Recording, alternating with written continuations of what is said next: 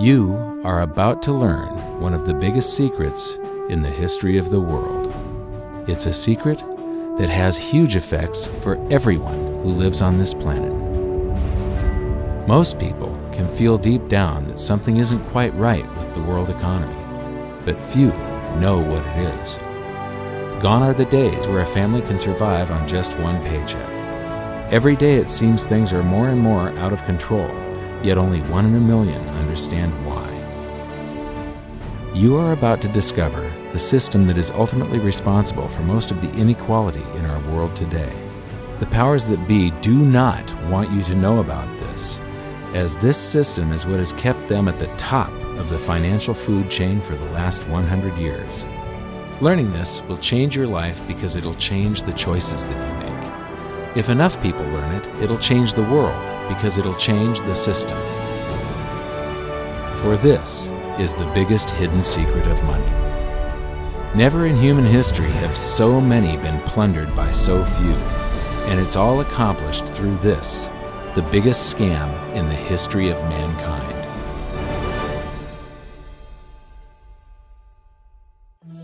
They say that money doesn't grow on trees, but the truth is that the modern banking system creates currency far faster than trees can grow. Most people don't have a clue how currency is created. Economists and bankers make it sound so complex that people think they can't understand it. But I'm going to strip our monetary system down to its essence so that you can see the scam behind the curtain and just how it affects you. Every modern society creates currency in pretty much the same way. But since the US dollar is the majority of the world's currency, I'm going to use the United States as our example. It all starts when some politician says, "Vote for me and I'll make sure the government provides you more free stuff than my opponent will." But there's no such thing as a free lunch. So to provide that supposedly free stuff, the politicians vote for the country to spend more than its income. This is called deficit spending. To pay for that deficit spending, the Treasury borrows currency by issuing a bond. So what's a bond? If you think about it, a bond is really nothing but a glorified IOU. It's a pretty piece of paper with numbers printed on it that says, "Loan me $1 trillion today, and I promise over a 10-year period I'm going to pay you back that $1 trillion plus interest." But what you need to understand is that Treasury bonds are our national debt. These glorified IOUs are to be paid back by you and I and our descendants through future taxation. Therefore, when the government issues a bond, it steals prosperity out of the future so that it can spend it today.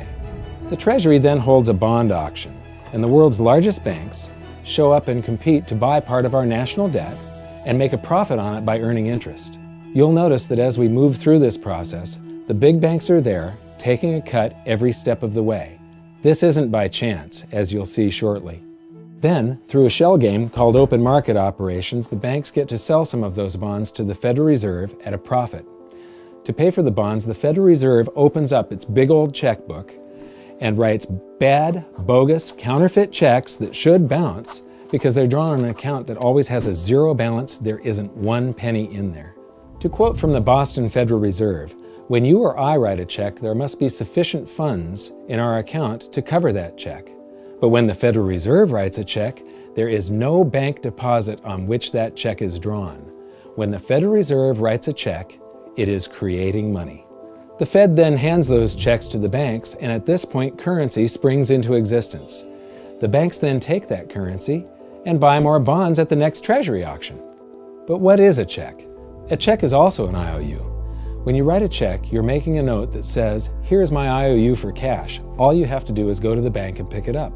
Now, it's very, very important that you understand this process because we're going to come back later and show you the devastating effect this has on you. The Treasury issues IOUs, bonds. The banks then buy those IOUs with currency. The Federal Reserve then writes IOUs, checks, and hands them to the banks in exchange for the Treasury's IOUs, the bonds. And currency is created.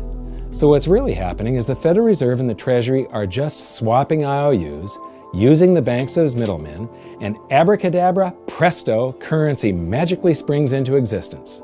This process repeats and repeats over and over again, enriching the banks and indebting the public by raising the national debt. The end result is that there's a buildup of bonds at the Federal Reserve and currency at the Treasury. This process is also where all paper currency comes from. The Federal Reserve and the government mistakenly call it base money because they didn't watch episode 1 of this series and they don't know the difference between money and currency. But I will correctly refer to it as base currency because it is not money. It is currency, and as we've learned, there is a big difference. Money has to be a store of value and maintain its purchasing power over long periods of time. We learned in episode 1 that earlier in our history, our paper currency was just a claim check. It was a representation for real money of intrinsic value, the gold and silver that was held on deposit at the Treasury. You could walk into any bank and slap your currency, like say a $20 bill, on the counter and redeem it for real money, a $20 gold piece. But now, this base currency that's piling up back here is really nothing but a receipt or a claim check on an IOU, that bond. So it's really nothing but a supply of numbers. The Treasury then deposits the newly created currency into the various branches of the government, and the politicians say, "Hey, thanks for that." And the government does some deficit spending on public works, social programs, and war. The government employees, contractors, and soldiers then deposit their pay in the banks. Now, this may come as a shock to you, but when you deposit your currency with the bank, you're not actually depositing it into an account to be safely held in trust for you. Instead, you're actually loaning the bank your currency, and within certain legal limits, they can do with it pretty much anything they please. This includes gambling in the stock market and loaning it out, at a profit, of course. Now this is where the machine of currency creation really gets cranking, because this is where something called fractional reserve lending comes into play. Fractional reserve lending is exactly what it says. The banks are allowed to reserve only a fraction of your deposit and loan the rest out. Although reserve ratios may vary, I'm going to use a 10% reserve ratio as our example. If you deposit $100 in your account, the bank can legally take $90 of it and loan it out without telling you. The bank must hold $10 of your deposit in reserve just in case you want some of it. These reserves are called vault cash. But why does your bank account still say you have $100 if the bank has stolen $90 of it? Because the bank left IOUs it created, called bank credit, in its place. Now I know this sounds crazy, but here it is in black and white from the Fed. Commercial banks create checkbook money when they grant a loan simply by adding new deposit dollars in accounts on their books in exchange for a borrower's IOU. These are nothing but numbers that the banks type into their computers. And even though these bank credit IOU numbers are very different from base currency numbers, because they only exist in computers, they are still currency. So now there is $190 in existence. Now, the reason people take out loans from the banks is to buy something. They're going to buy a house or a car or something like that. So the borrower takes the $90 that the bank loaned to him from your account, and he pays the seller of the item. But then the seller deposits that currency into his account, and his bank loans out 90% of that and leaves bank credit numbers in its place. So now there's $271 in existence. This process repeats and repeats until under a 10% reserve ratio, an initial deposit of just $100 can create up to $1,000 of bank credit, all backed by $100 of vault cash, just 10%. But as I said, reserve ratios vary wildly. On some deposits, it's 10%, on others, it's 3%, and on some forms of deposits, reserve requirements are 0. The result is that the expansion of the currency supply by the banks is far greater than even this example would lead you to believe. So once again, when currency is deposited in the banks get to lend it out, and then it gets redeposited and relent, redeposited and relent, redeposited and relent over and over again, creating bank credit all the way. This is where the vast majority of our currency supply comes from. In fact, 92 to 96% of all currency in existence is created not by the government, but here in the banking system. Now, massive amounts of currency spewing into society may at first sound like a fun idea. That is, until you remember one of the most important hidden secrets of money from episode 1, that the prices of everyday goods and services act as a sponge on an expanding currency supply. The more currency we have, the more prices rise. This is where inflation comes from. The true definition of inflation is an expansion of the currency supply. Rising prices are merely the symptom. So our entire currency supply is nothing but a couple of bucks whipped up in this hocus-pocus scam where the Treasury and the Federal Reserve swap glorified IOUs, and a bunch of numbers that the banks just type into their computers. That's it. That's our entire currency supply. It's nothing but a supply of numbers. Some of them printed, most of them typed, and there is nothing else. But if you thought that was crazy, get ready to enter the twilight zone of modern economics. We work for some of that currency supply. True wealth is your time. But we trade away moments of our lives, hour by hour, day by day, and year by year, for numbers that somebody printed on pieces of paper or just typed into a computer. Now those numbers represent our blood, sweat, tears, labor, ideas, and talent. We are what gives the currency its value. But here comes the really cruel joke. We work hard so that we can save some of that currency, so that we can pay the tax collector. In the United States, it's known as the IRS. They then turn it over to the Treasury so that the Treasury can pay the principal plus interest on that bond that the Federal Reserve bought with a check drawn on an account that has nothing in it. Now let's do a recap on this section, because this is where the system begins to rob you and I on a massive scale. Much of our taxes are not used for schools, roads, and public services, but to pay interest on bonds that the Federal Reserve bought with a check drawn on an account that has nothing in it. The Federal Reserve is committing fraud. But here's one of the biggest secrets of them all. Before the establishment of the Federal Reserve, there was no need for personal income tax. The Federal Reserve was created in 1913, and that very same year, the Constitution was amended to allow income tax. Do you really think this was just a coincidence? Ask yourself how much income tax you've paid over your lifetime. Much of it has been silently siphoned away into the hands of those who own the system. Yes, this system has owners. Who they are is an even bigger secret that we'll get to shortly. But first, we need to understand the mumbo-jumbo of the so-called debt ceiling. It's all based on a huge paradox. There was interest due on that bond, and there was interest due on every one of those loans that the banks made. That means that there is interest due on every dollar in existence. Let me ask you something. If you borrow the very first dollar into existence, and that's the only dollar that exists on the planet, but you promise to pay it back plus another dollar's worth of interest, where do you get the second dollar to pay the interest? The answer is that you have to borrow that one into existence and promise to pay it back with interest as well. So now there are $2 in existence, but you owe $4, and so on and so on. The result is there's never enough currency to pay the debt. There is always more debt in the system than there is currency in existence to pay the debt. Therefore, the whole system is impossible. It is finite. It will come to an end one day. What would happen if the government stopped borrowing to do deficit spending? Are the payments on those treasury bonds going to stop? What would happen if the public stopped borrowing and going deeper into debt? Are your house and car payments going to stop? No. There is a payment due every month on the principal plus the interest on every dollar in existence, and those payments do not stop. If we stop borrowing, then no new currency is created to replace the currency that we used to make those payments. Whether you're making a payment on a loan or paying tax to make a payment on a bond, the portion of the payment that goes to pay off the principal extinguishes that portion of the debt. But the debt also extinguishes the currency. Currency and debt are like matter and antimatter. When they meet, they annihilate each other. If we just pay off the principal only on all the loans and bonds that exist, the entire currency supply just vanishes. So if we don't go deeper into debt every year, look what happens.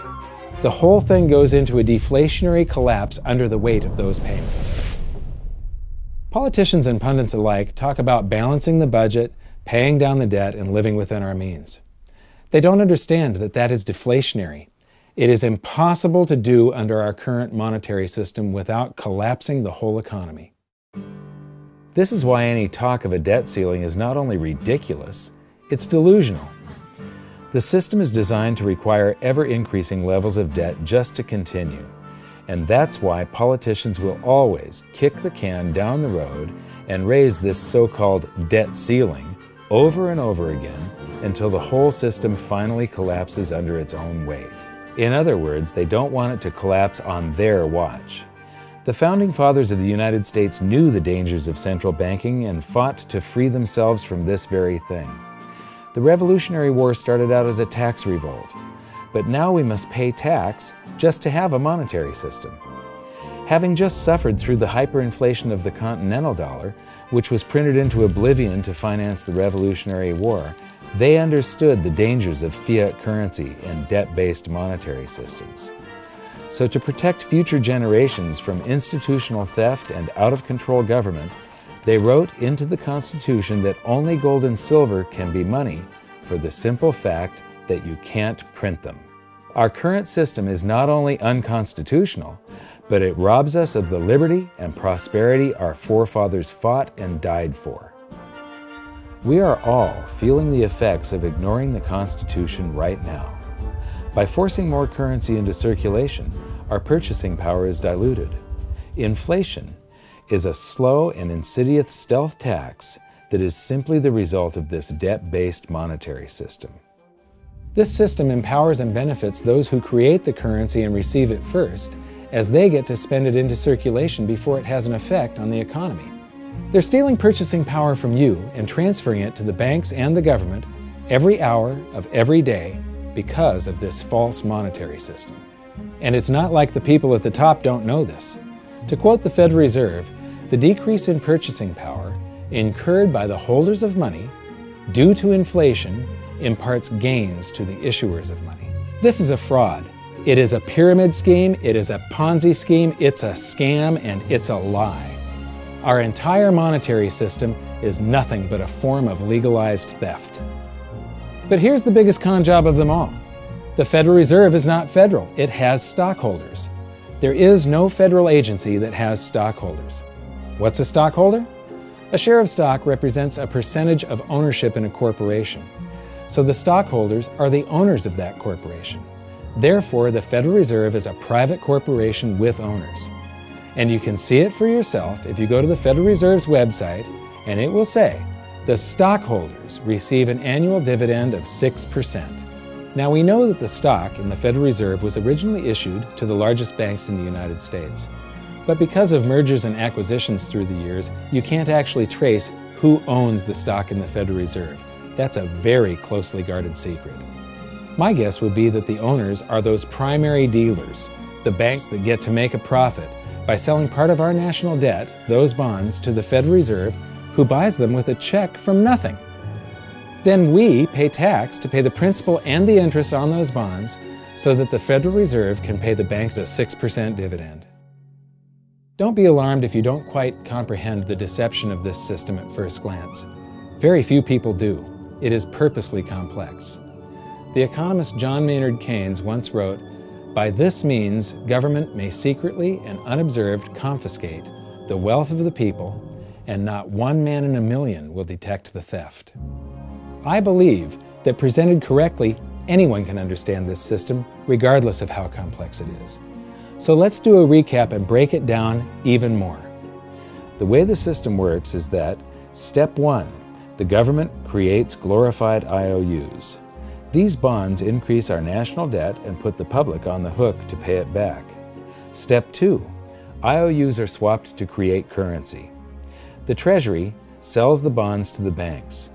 The banks then turn around and sell our national debt at a profit to the Federal Reserve, which they probably own. The Federal Reserve then opens its checkbook that doesn't have a penny in it and buys those IOUs with IOUs that it writes, checks, on a checking account that has a zero balance. Then they give those checks to the banks and currency just springs into existence, and then the whole process repeats. This results in a buildup of bonds at the Federal Reserve and currency at the Treasury, which is really just a supply of numbers. The Treasury then deposits the numbers in the various branches of the government, and we get to step 3. The government spends the numbers on promises, public works, social programs, and war. Then the government employees, contractors, and soldiers deposit their pay into the banks. And we get to step 4, where the banks multiply the numbers by magically inventing more IOUs through fractional reserve lending, where they steal a portion of everyone's deposit and lend it out. That currency gets redeposited, and then a portion is stolen again. And the process repeats over and over, magnifying the currency supply exponentially. Then we work for some of those numbers, which brings us to step 5, where our numbers are taxed. We pay tax to the IRS, who then turns our numbers over to the Treasury, so the Treasury can pay the principal plus the interest on bonds that were purchased by the Federal Reserve with a check from nothing. Then we get to step 6, the debt ceiling delusion. The system is designed to require ever-increasing levels of debt and will eventually collapse under its own weight because politicians always kick the can down the road. They don't want it to collapse on their watch. And finally, step 7, the secret owners take their cut. The world's largest banks own the Federal Reserve. Those banks make a profit selling our national debt to the Fed. They make a profit when the Fed pays them interest on the reserves held at the Fed, and the Fed pays them a 6% dividend on their ownership of the Fed. This system is fundamentally evil. It funnels wealth from the working population to the government and the banking sector. It is the cause of the artificial booms and busts of modern economies, and it causes great disparity of wealth between the rich and the working class. And it is only possible because we no longer use real money, we use currency. But worst of all, it is a form of enslavement. Bond is the root word of bondage. Whenever a government issues a bond, it is a promise to make us pay tax in the future. Nobody asked you if you wanted to pay tax today for the prosperity we all enjoyed in the last century. Nobody is asking our children if they want to work hard in the future to pay for the prosperity we're enjoying now. George Washington once wrote to James Madison, "No generation has the right to contract debts greater than can be paid off during the course of its own existence." By stealing prosperity from tomorrow so we can spend it today, we enslave ourselves and future generations. Now this all sounds pretty bad, but there is great hope, for you are the greatest threat to this false monetary system. This system relies on the public being ignorant of its workings. Please share this knowledge with everyone you know, because an informed public that fully understands the system can build a better future for generations to come. And now I leave you with this quote, widely attributed to a former director of the Bank of England. The modern banking system manufactures money out of nothing. The process is perhaps the most astounding piece of sleight of hand that was ever invented. Banking was conceived in inequity and born in sin. Bankers own the earth. Take it away from them, but leave them the power to create money and control credit, and with the flick of a pen, they will create enough money to buy it back again. But if you want to continue as the slaves of bankers and pay the cost of your own slavery, let them continue to create money and to control credit. This is the Federal Reserve in Washington, D.C. It's located on Constitution Street, and that is just as much of a joke as the New York Fed being located on Liberty Street. Both of them are unconstitutional, both of them limit our liberty, and they transfer wealth away from us every second of every day to the Federal Reserve, to the government, and to the banking sector. You are now among the 1 in a million who can detect the theft of your prosperity. So the big question is, what can you do about it? 1. Watch this video until you can describe and teach it to others. Those who understand this system can make preparations for its unavoidable collapse and protect themselves. History shows that those who don't will probably be wiped out. 2. Share this video with everyone, especially those you care about. All it takes is a mouse click or two to get this message in front of millions. Post this video on Facebook, tweet it, email it to loved ones. Please share it wherever you can. 3. Join the conversation. The current world monetary system is based on a 300-year-old design meant to enrich a few at the expense of the many. There must be a better way. At hiddensecretsofmoney.com, we've created an open-source platform for the design and development of a new world monetary system. We're calling on every economist, every student, every college, every bright mind, and anyone who cares to join the discussion. In educating ourselves and each other, we can prevent the further loss of our freedoms and maybe, just maybe, win some of them back.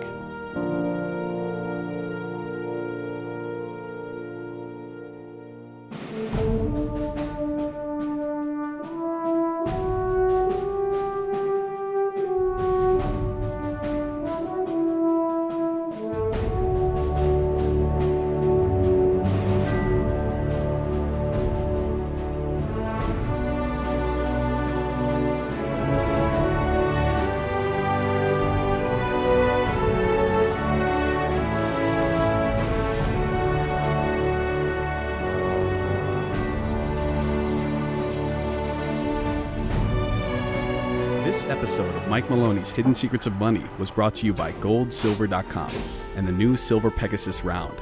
To learn how to protect your family and turn the coming economic storms into opportunity, visit goldsilver.com.